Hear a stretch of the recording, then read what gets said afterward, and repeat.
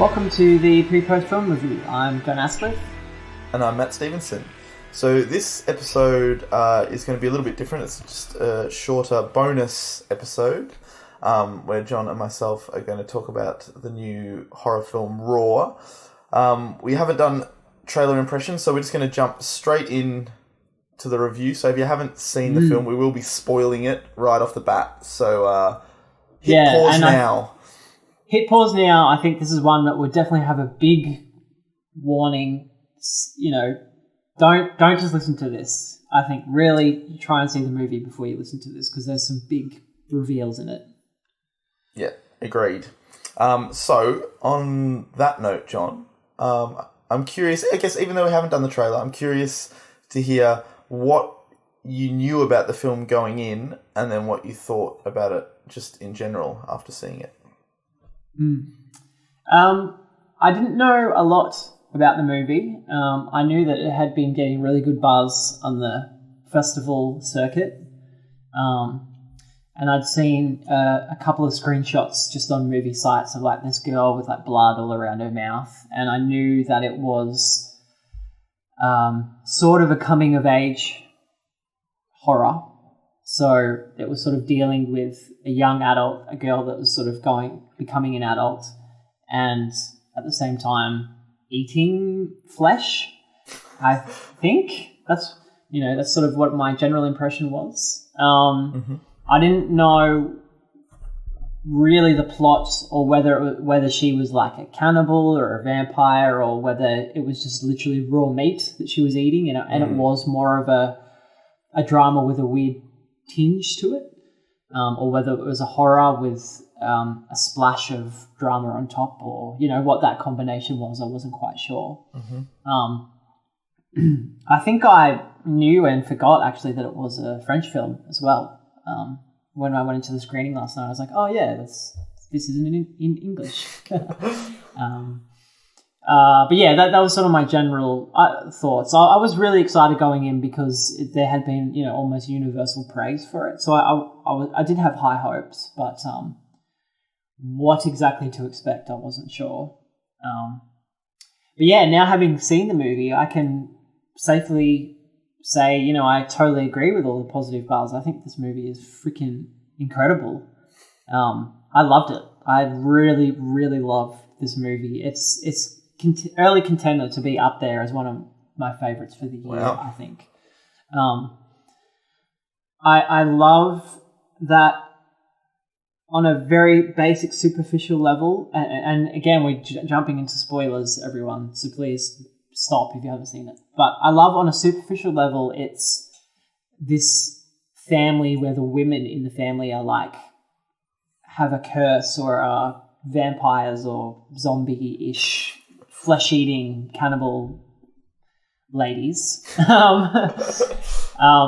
But there is so much more to it, obviously.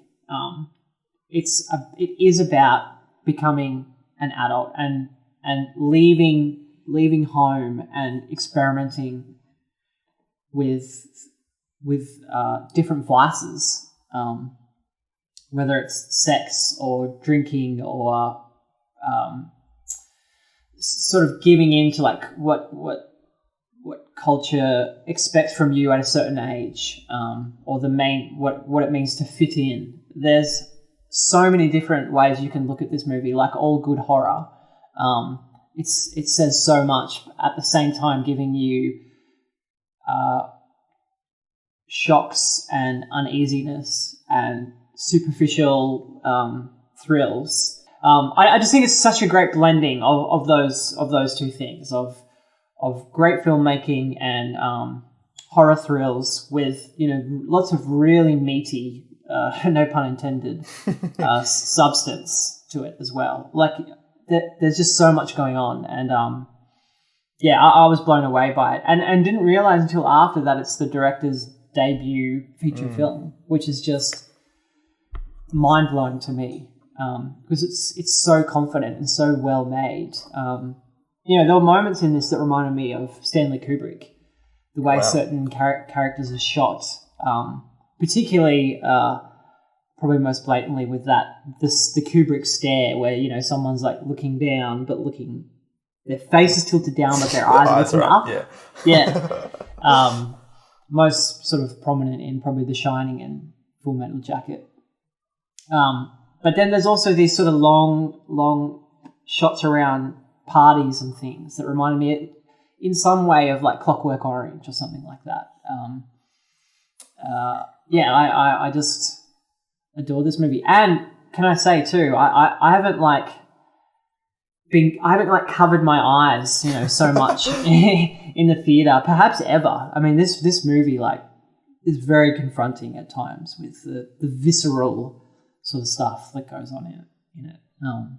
You know, the eating of fucking human flesh is, it's not something you see often. I mean, it is a horror trope, but the way it's done in this film is very confronting, I think. And this will sound silly, but realistic. Like it treads the line very well between being a scene that could be cheesy is actually done quite realistically, I feel, and confrontingly. Anyway, I won't go into too many specific examples. You can tell I'm a big fan of this movie. So I'm curious, Matt. I can see you nodding, but I don't know if I can read on your face that you agree with me or not. So what are your sort of general thoughts on the lore? I think I'm glad that you really like it, John, because this is going to be one we split on a little bit finally, I think. Ooh, I'm scared. No, and that's not to say I didn't like it, because I did like it, but I think my expectations were very, very high going into this, given the buzz that I'd heard about it and just the general sense of how unnerving it was, and how, you know, there was reports of people throwing up in cinemas, and, you know, it was this super confrontational new horror film that was going to blow me away. And I think it didn't live up to the expectations I had for it. I see. I don't know. I agree with a lot of your points, I guess, but I mean, this is good. Hopefully, maybe you can help me tease some of this stuff out and see some more in the film, because one thing I disagree with is I didn't think it had the depth that I expected from it. It felt to me like a very familiar trope of kind of like vampirism or something, of where a young woman almost like hitting puberty, and, you know, the metaphor of blood and periods, and, you know, it was very familiar territory that I'd seen a lot of times before. And I think just in general, you saying that it's the most you've ever covered your face in a film, I find that surprising, because it was in no way as confronting as I expected it to be. And again, maybe that's my expectations, but with the exception of one scene, which I guess we can talk about because we've already given a spoiler warning, which is when she's like starts nibbling on her sister's finger, and that's the highlight of the movie. I mean, that is the peak of grossness in the film, right? Yeah. Which is probably like halfway, maybe end of the second act kind of territory. Yeah. I genuinely felt queasy in the cinema, and that I don't know if that's ever happened to me before in a film. So I 100% give it props for that. But in terms of a horror movie, like I didn't feel any sense of foreboding or dread. I mean, it was more like a uni party movie drama of this girl sort of, like you said, finding her place within the hierarchy of this weird veterinary school that has some fucking harsh hazing that goes on. Yeah, the worst school ever. Jesus. And presumably all the lecturers know that this goes on and just don't care. No one does anything about it. So yeah, I guess I expected... Or I expected and hoped for something more akin to The Witch, or something that would really have me on the edge of my seat and frightened the whole time, and it just didn't deliver that to me. So I think a lot of the issues I have is do stem from my expectations, and I did overall quite enjoy it, and I liked the dynamic between her and her sister, and that kind of reveal when she sees that she's eating the finger, and it kind of like, then you start to realize that it's a family thing, and the way she deals with that whole situation. Or even just like when she wakes up and she's sort of got her finger in her mouth, like just, I mean, there's a weird dark comedy to that was like revolting and hilarious at the same time. So I really liked all that stuff, and I did like the end sort of reveal that it's almost genetic, like you said. It's this thing that runs through the family. I thought that was like a neat twist. But overall I'd say I enjoyed it, but didn't meet my perhaps too high expectations. Yeah, I can totally see that. It's funny like how expectations make such a difference, because while I was talking earlier about that I had really high hopes, I guess, I also said that I didn't know where to place those hopes exactly. And for some reason I wasn't expecting something scary or that would have that sense of dread. I think I was expecting more of something that, yes, was gory, but also dealt with, these themes of growing up and finding your place. So just by chance, my expectations were probably a bit closer to the mark. And I can totally see. Say "see" again, John. See. Yeah. I can totally understand your point of view, having those expectations going in. But I do think there's more to it than just the blood and being a young woman and all, the period stuff. Because more than, like, I don't know, Carrie or, something like that, which has a similar thing. I mean, there's a scene literally in Carrie where she does have her periods. I mean, that's obvious. But it's not subtle, Yeah, exactly. But this, I think a difference here is that this girl is like presumably 18 or something like that, she's going off to college or uni.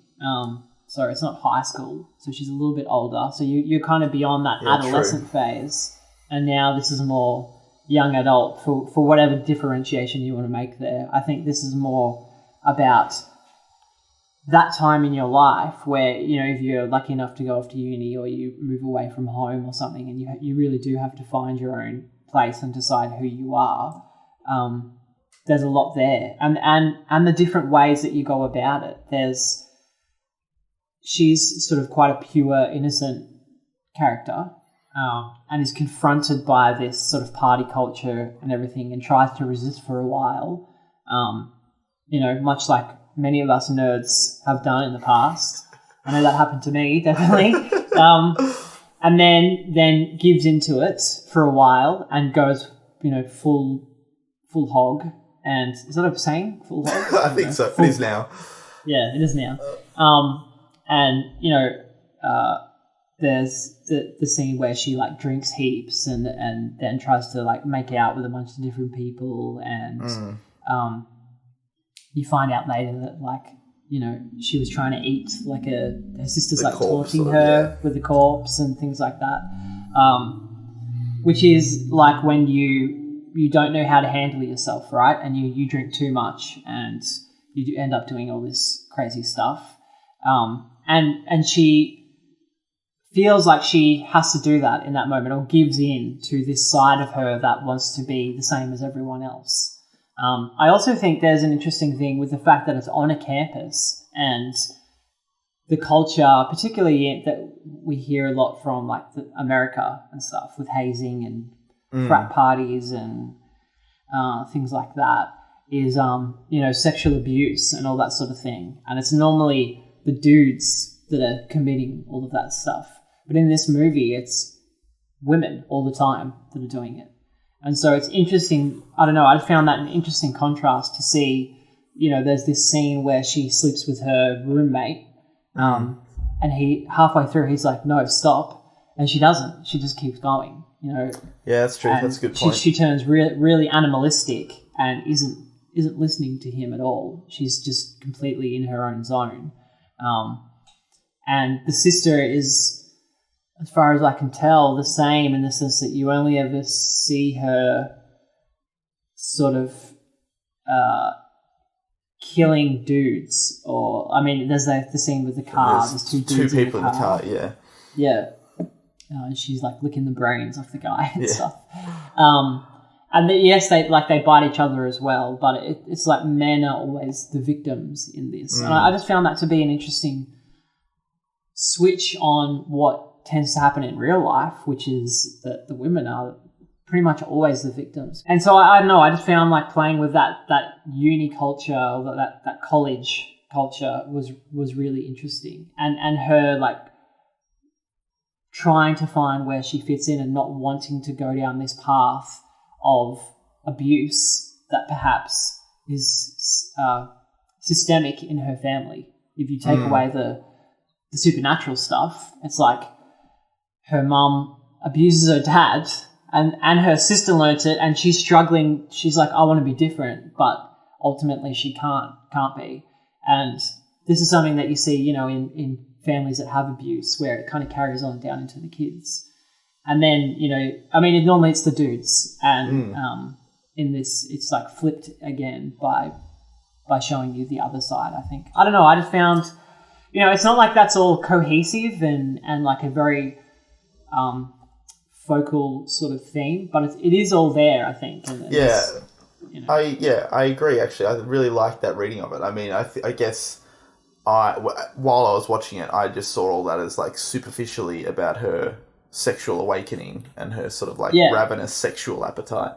But I agree. But like you said, I'd perhaps push back a little bit and say that some of that stuff doesn't cohere into any sort of big thematic point. But you're right. I think all that stuff is in there, and just hearing you say that is making me appreciate it more, because I think there probably are other layers to this that perhaps I missed, or just was too caught up in the fact that I was waiting for it to become something it was never going to become. I needed to sort of step back and see it as more of this sort of uni or drama about uni culture, and that sort of hazing and sort of, like you said, sexual identity in terms of male and female relationships. And yeah, that is really interesting. I like that.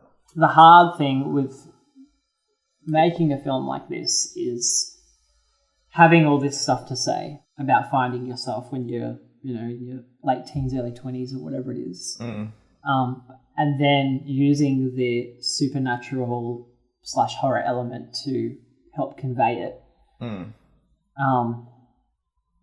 That it doesn't come together quite as nicely as maybe you would like, you know, as you just said.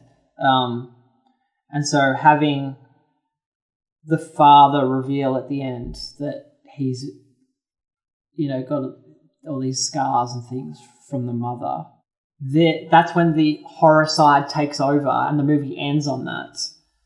But it doesn't quite, I guess I'm just repeating you, it doesn't quite gel completely with what I was saying before, because it's also like, I don't know, you just start thinking about the realities of that. So like they never saw their dad. Well, yeah, never had his bleeding? shirt off. Or whatever. Yeah, he never had his shirt off. And like she, growing up, the younger sister never saw the older one biting people. You know what I mean? Like yeah, I wasn't quite sure how the older sister's affliction sort of took hold. Where, you know, presumably it started at the college, like, or maybe all of it did. You know, it's always at this veterinary clinic. I don't know. Yeah. I never really got a sense of what the older sister did or was doing, other than, you know, smashing cars and licking brains. I don't know. It was that. Yeah. Sorry, you go. Yeah. No, I think, you know, just while we're sort of on that, the sort of nitpicks and weird logic things, the car crashing, I really like the idea of that, but she does it at least twice in the movie and suggests that like it's sort of a thing that she does a fair bit. But it seems to always be on that strip of road. Like, what the cops must be thinking, like, what the hell's going on here? You know, this is a really slippery area or something. It doesn't. It's not the most, like, the smartest way to kill someone either. I mean, one, you could easily get killed yourself, and two, you have to be pretty lucky for them to swerve exactly into a tree and so that was the thing. Die. Happens twice in a row. I mean, this is getting very nitpicky. I agree. Like that. Totally. That's not necessarily the specific issues that I had, and in general, I agree and think that, you know, like what we say about most things, at least it has something on its mind more than just shocks or, you know, absolutely dumb blood and gore. Well, we were talking earlier, Matt, before we started recording, about horror movies that are sort of shocking and cynical or nihilistic just for the sake of it, and there's nothing else to them, and how that's sort of missing the point, like, and perhaps encouraging, you know, people watching that this is what horror is. It's just like shocking for the sake of it, without saying anything. And this movie is the complete opposite of that, I think. Yeah, definitely. I mean, it's much more interested in character dynamics and, you know, small interactions than it even really is in horror. You know, other than the one or two gross scenes. And it's more gross than sort of scary, you know what I mean? Yeah, for sure. Also, it's not like they turn into demons at the end. Yeah, exactly. And also just to sort of end on a bit of a positive note as well. Or I don't know if I'd go as far as saying it's Kubrickian, but I did think some of it was at times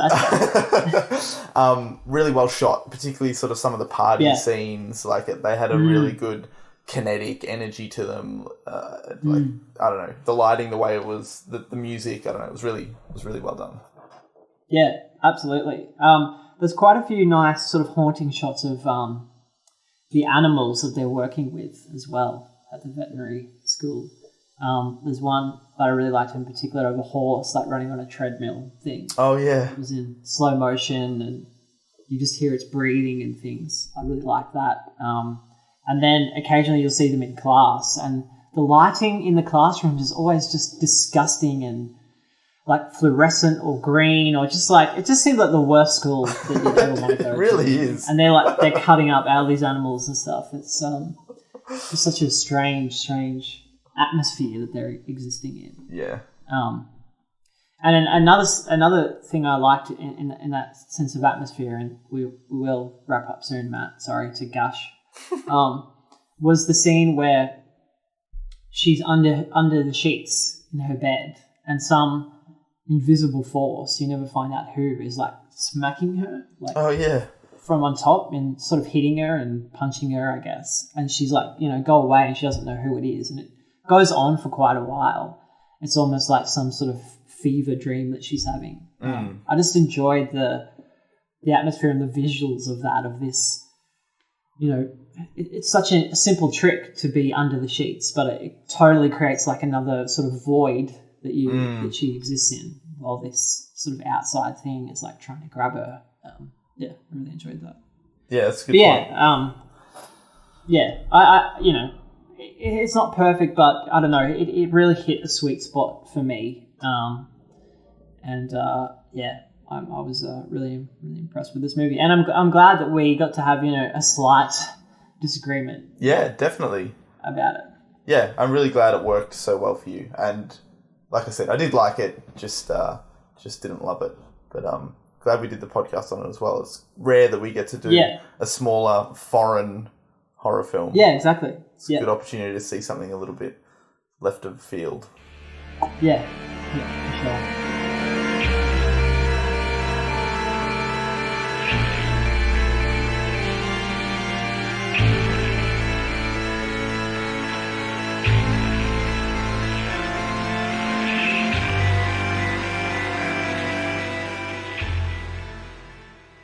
Thanks for listening to this episode of the PrePost Film Review. We'd love to hear from you guys and hear your thoughts on Raw if you've had a chance to see it. Tell us if you agree more with me or more with Matt, and we'll make a little tally, and whoever gets the most points wins, and they're correct forever. That'd be great. No, but we would love to hear from you guys. You can email us at prepostfilmreview@gmail.com, and we reply to all the emails we get there. So it'd be awesome to hear your thoughts and whether you agree or disagree with our points in the film. Yeah, that would be great. You can also follow us on Twitter. We're at PrePostFR.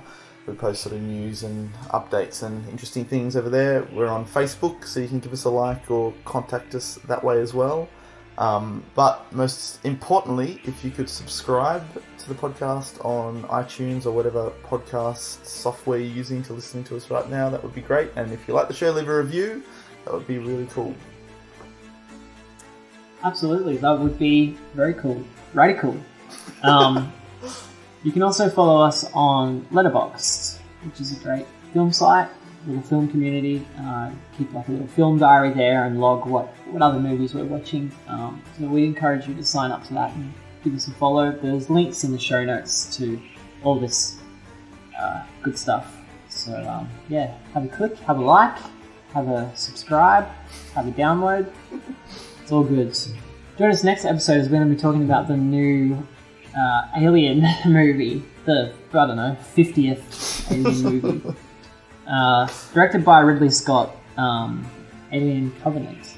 So I think that's going to be a really interesting discussion, Matt. Yeah, it should be a fun one. Whether the movie's great or horrible, either way, it'll be a good episode, I think.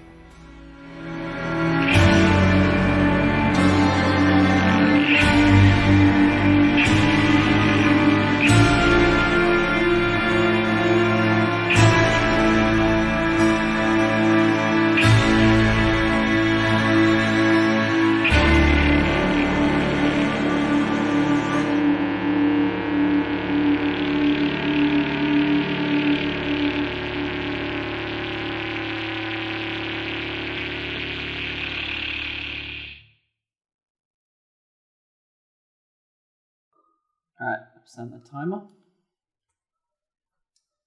Okay, go. Welcome to the PrePost Film. My name's